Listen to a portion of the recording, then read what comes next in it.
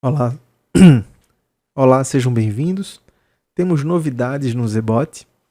No final de fevereiro de 2024, foi disponibilizada uma atualização do sistema Zebot. A gente não costuma fazer um vídeo para cada atualização que é disponibilizada do Zebot, mas essa atualização foi bem especial, porque tem novas funções que trazem possibilidades bem interessantes de uso. E por conta disso, a gente sentiu a necessidade de fazer esse vídeo para falar sobre essas novidades. Se você caiu de paraquedas aqui no vídeo, eu vou explicar rapidamente o que é o Zebot. O Zebot é um sistema para Windows que serve para você criar scripts para automatizar tarefas digitais no seu computador. Então, basicamente, dá para você fazer uma entrada de dados e o sistema é capaz de ler esses dados e realizar tarefas a partir desses dados. Aqui no site zebot.com.br você pode baixar gratuitamente a versão de demonstração e aí dá para você avaliar o produto. Ele já vem com vários scripts e exemplos prontos para você utilizar. E fora isso, você também pode aprender a criar seus próprios scripts para automatizar ilimitados tipos de atividades. Eu estou com o Zebot aberto aqui no meu computador e aqui na seção de atalhos dá para ver que ele tem scripts para um monte de funções. Dá para você fazer coisas, por exemplo, como criar um script para gestão de funil de vendas. Esse script é gratuito, já vem integrado com o Zebot. Então aqui você consegue fazer todo um controle de gestão de interações com seus clientes.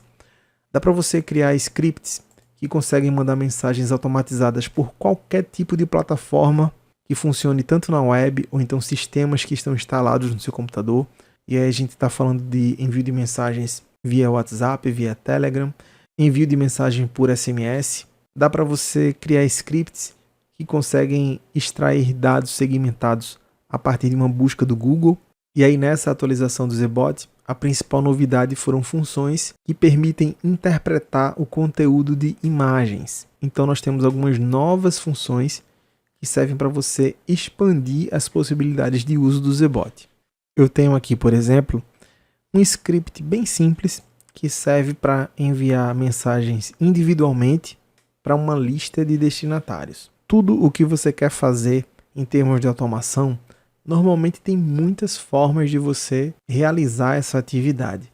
Você poderia usar a imagem do botão que serve para enviar a mensagem e pedir para o sistema clicar nesse local quando a mensagem estiver definida. E aí a gente tem uma dessas novas funções, que é essa aqui, ó. Vou pressionar F2. Vou digitar aqui, clicar, imagem, para localizar a função. Está aqui a função, imagem na tela, clicar. Eu venho aqui em utilitários, mostrar imagens salvas. Aqui eu tenho algumas imagens que eu já salvei previamente. Se eu precisasse recortar na tela uma nova imagem, é muito simples, é só fazer o que a gente já mostrou antes. Vindo aqui em utilitários, capturar imagem. Aí eu posso recortar a imagem que eu quiser, por exemplo, aqui, desse botão. E a partir daí eu posso salvar. Nesse caso específico, eu já tenho aqui recortado o botão enviar, que existe no aplicativo Thunderbird, que é o sistema de envio de e-mail padrão que tem aqui no meu computador. Então eu posso simplesmente usar o nome aqui desse arquivo. O que é que eu estou dizendo aqui? Primeiro, o sistema vai executar um comando, mail to, que chama o sistema de e-mail padrão do seu computador, já passando aqui os dados da mensagem, e depois de 5 segundos eu quero pedir para ele clicar na área da tela que tem essa imagem aqui do botão. Então veja que possibilidade de uso interessante que a gente tem agora no Zebot. Eu vou rodar esse script para a gente poder ver ele funcionando na prática. Então basicamente ele vai executar o comando mail to e depois ele vai clicar exatamente no botão enviar. Então aqui ele terminou. Uma coisa interessante, e aqui eu já estou recebendo as mensagens de teste, tá vendo? Então uma coisa interessante que talvez você não tenha notado é que quando ele abriu essa janela, já veio com o assunto, com a mensagem, com o destinatário. E justamente nessa parte aqui do script, onde tem imagem na tela clicar, ele pede para clicar no local onde tiver uma imagem igual a essa imagem que eu passei aqui no arquivo. Aqui em utilitários, eu consigo consultar as imagens que eu já salvei. E aí você vai ver que uma dessas imagens é esse botão enviar. E se você observar, ele foi um recorte feito dessa tela aqui. Então, nesse script, para cada um dos destinatários que ele tem, ele repete uma automação que é executar o comando mail to, e esse clique ocorre exatamente aqui, porque ele encontra essa imagem na tela em tempo real. Deu para entender? Então isso é bem interessante.